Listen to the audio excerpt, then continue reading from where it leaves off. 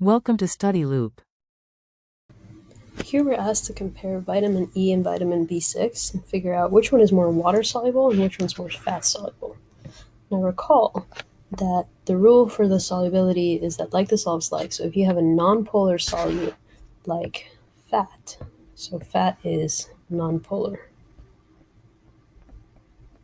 then it's going to go with a nonpolar solvent.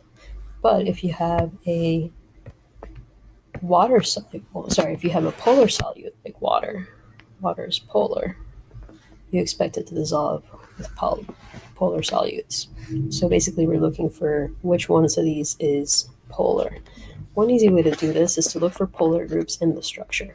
So whenever you see things like OH, all these oxygen groups, this phosphorus, this really electronegative group, all of these are polar groups that are part of this molecule. So vitamin B6, because it has all these polar groups, would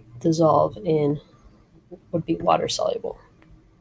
Okay. Whereas in vitamin E, what you see is this long carbon chain. So at each of these vertices, we have a carbon atom. And whenever we have carbon hydrogen atoms like these, those are nonpolar. So really all we have going here is this one little oxygen that provides a little bit of polarity to vitamin E. But for the most part, we have, and I guess we also have this one OH group. But for the most part, we have all these carbons that are nonpolar, and thus vitamin E would be more fat soluble than water.